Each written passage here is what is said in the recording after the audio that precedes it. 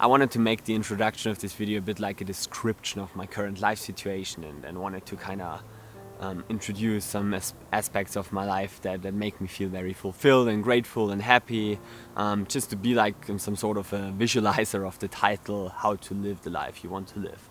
And do all of that without sounding pretentious. And while I was thinking about what I should include into this introduction, I recognized that the way how I want to choose to live life is very subjective and probably completely different than how you choose to live life. But the thing is, I can call myself blessed enough that the things that interest me and that make me happy and the things that happen in my life that are in my daily life situations are the same. And there were times in my life where I haven't been that happy about my life situation and when I compared myself to others people's lives and so on. So I guess there has been a progress in my life to get to the point where I am right now, that no matter, it isn't especially good, it isn't especially bad, but it's the way how I choose to live and how I feel very fulfilled and purposeful in. And this has brought me to the conclusion that living your dream life might actually be an illusion. It isn't something that can be achieved throughout material possessions or something external that just needs to come into your life, but actually this whole aspect of being fulfilled in your life is only a mindset. And I don't know if this is valid for everybody, but as always, I just want to share my personal experience and want to share my personal thoughts on a topic. So in this video, I want to talk about this mindset in particular.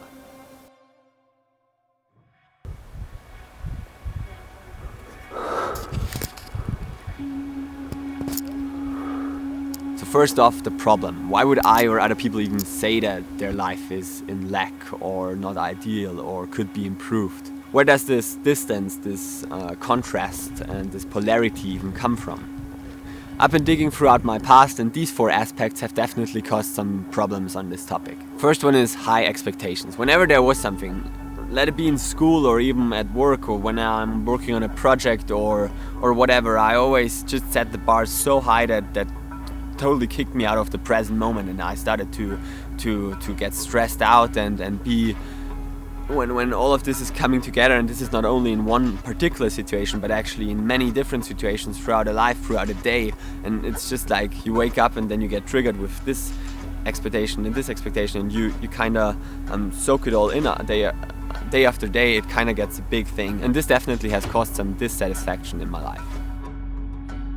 Next up, comparison to others. This probably has been one of the biggest things. I always live my life and then I see other people's lives and they do these kind of things and they have these kind of experiences, and it took me a long time, and sometimes I even catch myself in a situation right now where I just like get this weird perspective of a different person where I just am getting kind of envious, or no, it's not jealous, maybe, yeah, it's envious probably, where I just want to introduce certain aspects of their lives into mine, that also kicks me out of the present moment straight up and just makes me dissatisfied, even though I could be completely happy, and yeah, that's another trigger.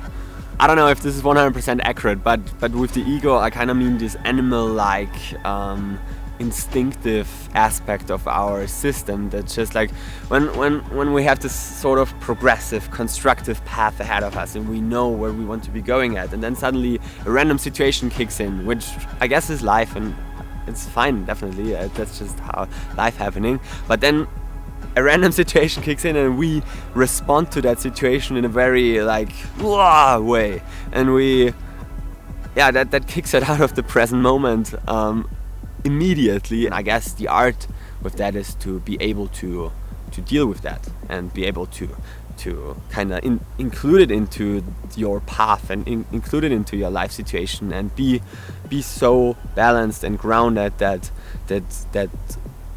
not any situation could kick you out of your groundedness. And the fourth one probably is just a summary of the previous three steps, and that is just a general lack of alignment. And a lack of alignment probably is just a summary of aspects that aren't the core with your path, with where you want to be going at, where just things do not click. This was a very quick summary of problems or situations that I had to face along my journey that have caused some issues on this topic. On the complete other hand, things that helped me to start introducing a vision into my life that supported the ways that I wanted to have in my life, and kind of found a way in between these problems and kind of to learn how to deal and actually grow further. And probably one of the most important things that I have learned is that I need to be very clear about how I want to live, because when I have a vision in my mind,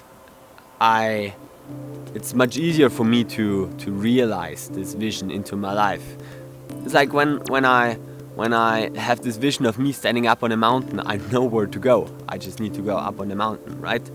And it's kind of the same with other life situations. When we know what we want, when we set our intentions, and when we aim towards something, it's much easier to introduce this aim into our lives, because then it's established and then we can do something with it.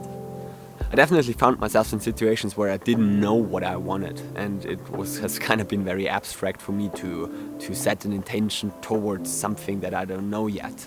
And what I did back then was to be very aware of the fact that I want to figure out what I want to be doing. This is also an aim, to know what we want to do. And I know there are so many people out there who struggle with this and kind of lose track of their lives because of their lack of interest or lack of direction. And yeah, let me tell you that you can find your direction when you just aim to find any direction, because then you're open, then you're in a receptive mode of finding something that suits you, and 100% you're going to find something. And this leads me to the next thing. Life is always happening for you, never to you. If we kind of establish this mindset that any situation, let it be good or bad, is a lesson that we are able to learn in our lives. And if you believe in destiny or not, it doesn't really matter. If we find ourselves in a certain situation, there's always a way out, and we can always have a learning lesson from that. And when we introduce this idea that life is happening for us, and we can learn from anything, and if we know where we want to go, if we have an aim, it's much easier to stick through these hard down times of life, because they're inevitable, they're always happening. And if we have a destination established, it's much easier to continue following the road. And one thing that definitely helped me a lot during these hard times is that I just use my imagination. I literally would find myself in a weird place, in a weird life situation, where I just ask myself, okay, how did I get there, and how can I get out there? And I just start imagining a way out, and start imagining situations that aren't there at that particular point in time, but I just introduce this idea of a situation into my life, and find creative ways on how to get out of them, and how to grow further, and how to learn from that. And this also shifted my perception so much that at the end of the day, suddenly this wasn't bad anymore. This was just life. This was just a learning curve, because of the imagination that I started to introduce.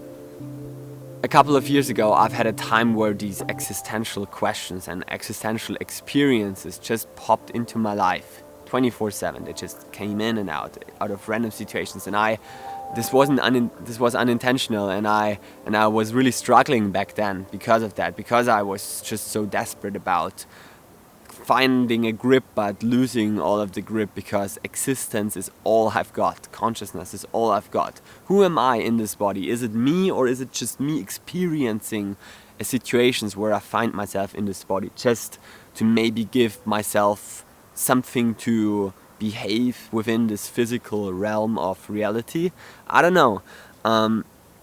And these thoughts, if I go out of a house, I'm on a street. If I leave the street, I might be having the town. If I leave the town, I'm still in the country. If I leave the country, I'm still somewhere. But if I continue this thought experience until the very end, if I'm the whole universe, where do I lie within? Where is the border? And if there is a border, what is out there? And if there is nothing out there, what is nothing?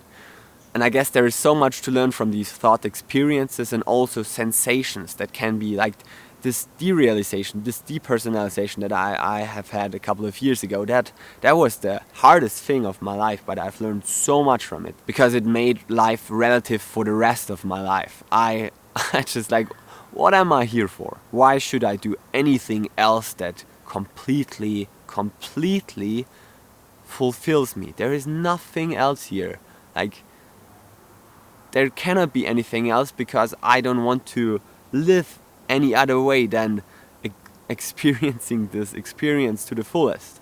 And this sensation eventually settled, and I started to be able to live with it. And yeah, this has been one of the most profound and beautiful experiences I've had in my life, and I wanted to share that. This might sound like completely crazy to you because I tried to explain this experience to my family, to my friends, and I guess it's just like such a fine line of relating and understanding, and it can sound totally random, but I just wanted to share that because I know there are so many out there who just want to find their grip in life, and I wanted to share my experiencing on finding the grip, how to live our best lives. This is a mindset, and I know that we can all find our best lives, whatever that means. It's always subjective. Okay, I think that's it for this video. Just wanted to say thank you for these people here on YouTube who are tuning in all the time. I appreciate you so much. I know we're still a very small community. I definitely aim to do more videos on topics like this because this is also part of my purpose, and I want to expand this community on here, definitely. I know that filming and filmmaking, but also spirituality and philosophy and all these aspects that I'm continuing on talking about are big parts of my life, and I try to combine them. And there's no better place to do this than here on YouTube, so I appreciate you. And if you're new to this channel, make sure to subscribe. I'm trying to find a schedule right now. It's like kind of weekly, but I also want to go with the flow and do not want to like set myself on particular timings. So yeah, I'm gonna say weekly now, but it might shift from time to time.